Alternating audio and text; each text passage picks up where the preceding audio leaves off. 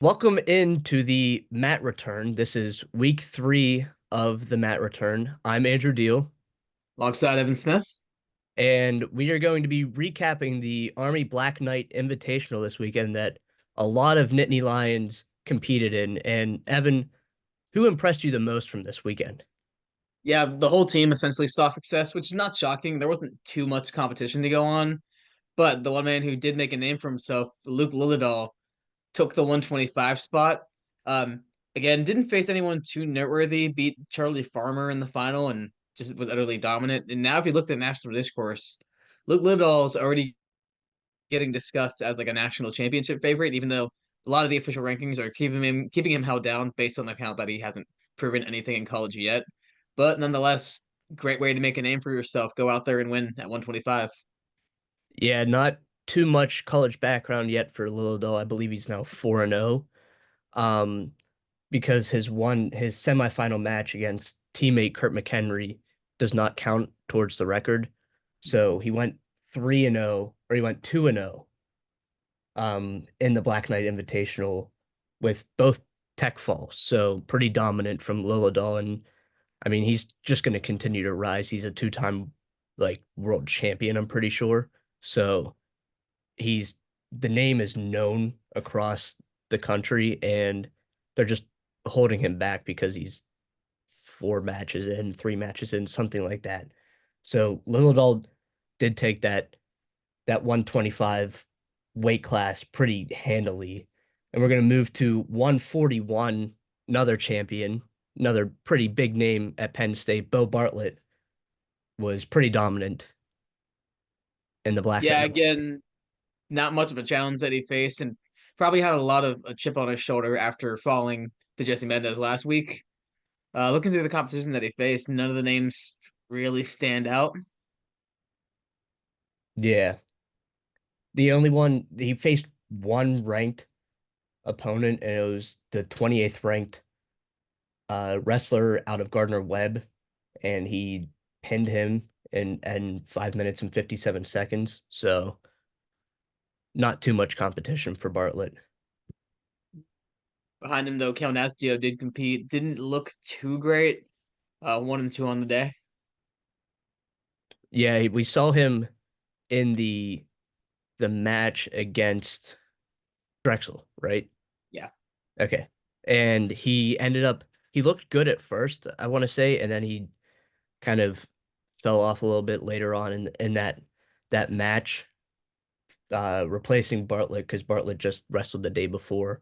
So definitely something to look out for in the future. See if Nazio gets other opportunities at 141 and how he does with them behind one of the best in the country in Bo Bartlett.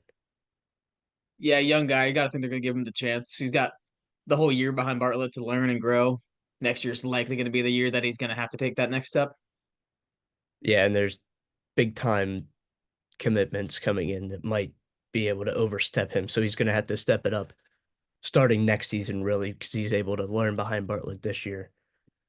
Now we move to 149 and Shane Van Ness. I mean, I feel like we're going to say this a lot. Another dominant weekend from Van Ness. He went 4-0.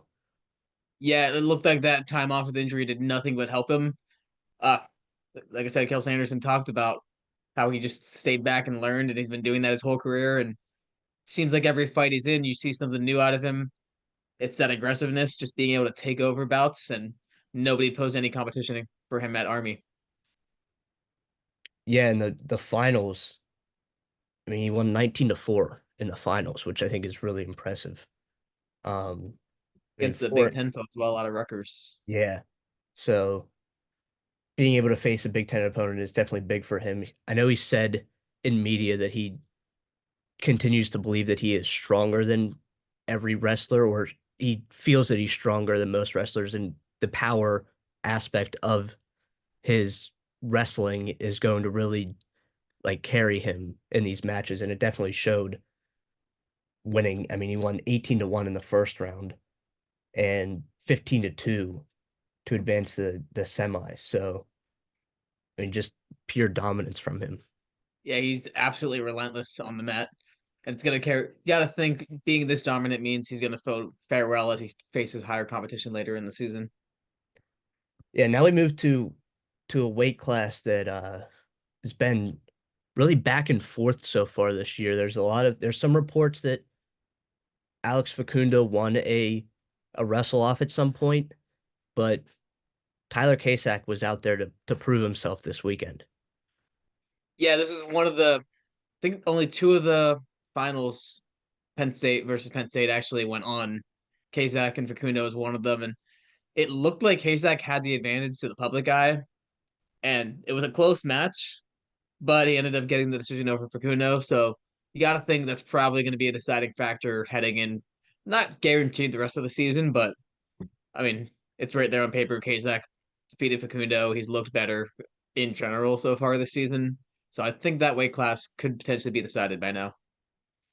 Yeah, and the national outlets have really shown that they think Kasak's the one that's gonna be the guy to come out there because I mean he's ranked number 4 in the country. So definitely a good problem to have though if you're Coach Cale Sanderson to have two guys that could really compete for the national championship.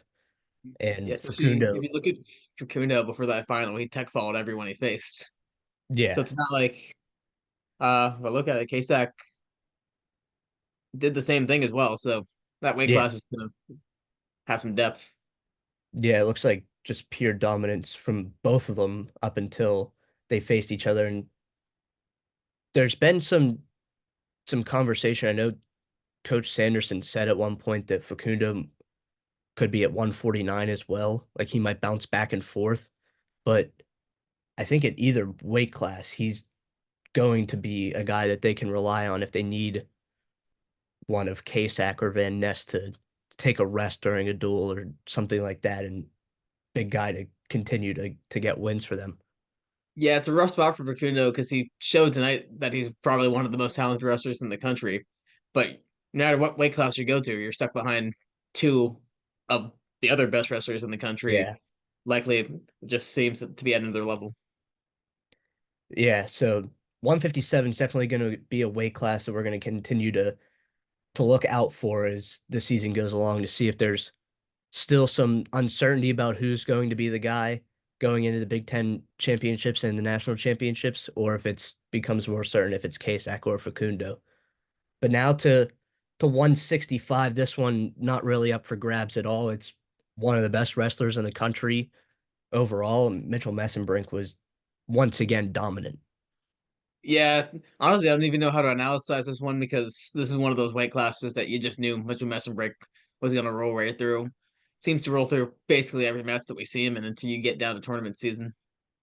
Yeah, his quickness is just incredible. The fact that he's able to score so many points, he's a very offensive minded wrestler, and that showed this weekend. He went 4-0 and he won on all tech falls. So, and on two he took on two ranked opponents. He took on Tony White, who's ranked 32nd from Rutgers, and then he faced the number 14 wrestler in the finals, and he won 17-2. So it's insanely impressive what he has been able to do in his young career. Yeah, and it's him just being a sophomore. It's very scary for that 165 weight class. Yeah. Now to another weight class that is pretty dominated by one guy and another top wrestler in the country, Levi Haynes at 174. Now, he didn't actually compete in the finals because it was one of his teammates in the finals in that class. I mean, it's pretty obvious that Haynes is going to be the wrestler, so there's no reason to actually have them wrestle. So, but Haynes pure dominance went 3-0, I believe, up until the finals. Yeah, as expected for Levi Haynes, jumping up that weight class looks like the same wrestler he was down at 157. Uh, hasn't missed a step, but I do think Matt Lee was one of the stories of the tournament. Only had to do two matches, quarterfinal, semifinals. But he had a dominant tech fall in that first one. and then made his way to the final to give Levi a rest, essentially. Yeah, and that dominant tech fall was then followed up by knocking off the number 31 guy in the country. I mean, being a unranked guy, obviously because he's not going to be a starter, but still knocking off a ranked opponent, showing the depth of this Penn State wrestling team. I mean, there's a good wrestler behind Levi Haynes if they were to need to go to him at any times. Especially if Levi continues to switch around weight classes moving forward, the opportunity for Matt Lee in next year essentially would be something. Yeah, I'm not sure if he has another year of eligibility because he's listed as a senior, so I'm not entirely sure how that works with the I'm pretty sure the COVID year doesn't exist anymore. I mean, you never know with everyone from Carter coming back to whatever Gable Stevenson pulled off. Yeah. Yeah, college wrestling is probably the most confusing eligibility that we Yeah, see. 'cause I guess he could redshirt technically. So Yeah. it'll be interesting to see what happens with Matt Lee going forward. And you mentioned Carter Starachi, another guy that just ran through the tournament and also shared a crown with a Penn State opponent. Yeah, Zach Ryder out of 184 was one of the highly touted recruits coming in. Um, just being a freshman and rolling through that tournament as well. Got a fall in the first round, which was his first college match, and it's against Corey Thomas from Michigan State. So it's not like he was facing a random wrestler. That's a Big Ten Right. opponent right there. Yeah. Um, and then just two decisions until they got to that final round. I honestly would have loved just to see those two scrimmage because obviously Carter Strachey would likely take the victory, but Yeah. even just give Zach Ryder the chance to fight a Carter Strachey, and then if he pulls off a win, you got yourself a story. Yeah, and that would well, there'd be good stories and bad stories about that because you'd have if he would pull off that win, the question would be, is Starachi still that good? I Mhm. guess you could say. Or it could be, does Penn State have another number one potential wrestler sitting behind Carter Starachi? Mm. And I guess it probably is good to leave it there because even with just getting to that finals, you get that question of okay, this freshman in his first three matches rolled through a tournament against a decent run of opponents. Again, Michigan State, Rutgers, and another Rutgers wrestler Yeah. at third round. So Yeah. all is So well for Zach Ryder. yeah, looks like he will be the guy to take over for Starachi next season at 184 after Starachi looks to get that historic fifth championship. How many wins does Zach Ryder need to collect until you Google his name and he shows up instead of the fake wrestling Zach Ryder? I will continue to think that I thought it was, whenever I saw his name, I was like, it took me a second to realize that it was someone different. If I'm not mistaken, they're both from Long Island too. So That's makes it a little crazier. yeah. So hopefully by next season, he makes a name for himself that his name starts showing up if you were to Google that name. Now to 197, another weight class that is up for grabs, really. And At we least saw it both. was. Well, yeah. But I mean, it was a dominant performance by both Josh Barr and Lucas Cochran up until the championship. Yeah, Lucas Cochran over the last week kind of flipped the narrative because everyone came in with the expectation of Josh Barr holding that spot, and then Lucas Cochran goes into Drexel and utterly dominates his first match. Probably looked the best out of any Penn State wrestler in that lineup. Uh, and then he comes into this tournament, rolls his way to the finals, and I thought Barr versus Cochran was going to be a close match, Yeah. maybe like 5-4 type finish, but Josh Yeah. Barr manhandled Lucas Cochran. Yeah. It was not close. It was 10-1 that he got the major victory over Cochran. And Josh Barr actually faced another teammate as well, Connor Mirasola, in the semis, and he won 11-0. So there's any indication about who has the lead right now, it looks to be Josh Barr. Not to mention two falls before that against the non-Penn State opponents. I think after a performance like that, it's all but settled. Granted, lot can change, but right now, Josh Barr is clearly the number one in that spot. Yeah, and it's a weight class that, I mean, he's either one has big shoes to fill after Aaron Brooks finished off his career last season. But yeah, I mean, it looks to be Barr right now. He's still ranked number 23. I was kind of expecting him to move up a little bit, but he stayed the same at 23, which I'm kind of surprised about. Yeah, those ratings will adjust. But for Penn State, it is great to see one, two, three all Nittany Lions there. So that Yeah, 197 spot, you lose an Olympian, but seems like you're not going to be losing many points this year. right. Now into heavyweight, and just I don't want to keep calling it dominance, but I mean that's what it Mm. has been. Just Greg Kirkfleet rolled right through the tournament. Yeah, it's Penn State wrestling. Half of the conversations are going to be dominance because it's what the program's just been doing for the last decade. Kirkfleet, second round, yeah, falls in the first two rounds, tech ball in the third. Yeah, Just no word for it other than dominance. Luckily, behind him, Komi Arsala almost matched him. Tech ball in a fall, quarterfinals, semifinals. So it's another case of your top wrestler, still your top wrestler, but you've got a lot of depth behind him if you need it, and this team's set moving forward. yeah, and I know that Coach Sanderson has a lot of confidence in Mirasola. This is Cole Mirasola.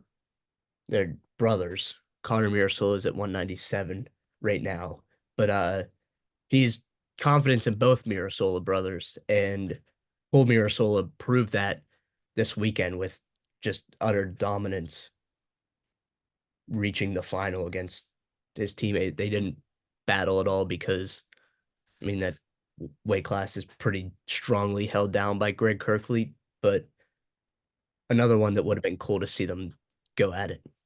But I think Mirasola easily had the most impressive match of the night in that semifinal against Max Mandia from Michigan State. Pinned him in 32 seconds. That's insane. Mm. And he's For, a true freshman. yeah, for your second match all time and your first day on the job, it's a way to put your name out there. Yeah, so another guy that we'll probably be hearing a lot of in the upcoming years, maybe not this year because of Kirkfleet being there, but Kulmir Sola at the heavyweight looks to be the next guy up after Kirkfleet leaves this season. So now we're gonna go to the most who really surprised you the most this weekend. I'm gonna have to jump right back to Zach Ryder just because highly touted, but we haven't heard much of his performance through the camp yet so far. So I expected him to be good. I didn't expect him to roll his way to the finals the way that he did. Yeah, he dominated like we mentioned before, and I'm gonna stick right with another guy that we were just talking about. I'm gonna go with Kulmir Sola. I mean, just dominance, like getting a that's Kirkfleet that I'm looking at right now. So he had a first round bye, and then he won 19-4 in the quarterfinals against Army's Sam Sorensen. And then on here it doesn't have his semi uh match listed, but he once again just controlled it all. Didn't you say 30 seconds, Yeah, it's listed down as a fall in 32 seconds. which is just insane. So Mirasola is my surprise of the weekend, and there's a lot to look forward to in the future, as there has been for years in this Penn State program. So I have one more question for you, and it's back to the standout freshman Luke Lillidahl. Where do you think he should be ranked right now? Because there's a lot of controversy on it. A lot of people want him to be top five because he has that international background and that they know how good he is. But he's only wrestled three or four times so far this season. So where do you think he should be right now? Look, I think it's easy to say the talent's in the top five, even maybe even higher. You can debate it. But yeah, he's a freshman. He's got to earn his keep. It's kind of similar to like the football rankings where it took BYU until they were what 9-0 to kind of Yeah, crack into the top 10. yeah. So for Lillardall, I think it's gonna be quicker, but he's got to earn his way up. I think having him at 16 after one weekend of competition, yeah, talent's higher than that, but rankings aren't necessarily strictly talent this early in the year. Yeah, I kind of agree with that. I think a big show on where the national outlets see him. I know Intermat after the first duel against Drexel, he took a forfeit victory. So he didn't wrestle, but he still jumped into the rankings after that week. So I think that's showing that they know who he is and know that he should be higher, but they can't really do anything about it right now. He has to continue to prove it. But if he continues to just dominate like he has been, like he did in this tournament, I mean, he's going to just continue to shoot up the rankings. He went from 33 to 16. So, Yeah, it's never gonna be a case of oh he's a freshman, he's not gonna get there. It's just give it a few weeks. yeah. So, definitely something to keep an eye on as the season progresses. Luke Lillidahl, definitely a name to watch in the 125 weight class. And I believe that'll do it for this week's edition of the Matt Return. I'm Andrew Deal, I'm Evan Smith. and we will see you next week for more coverage of Penn State wrestling.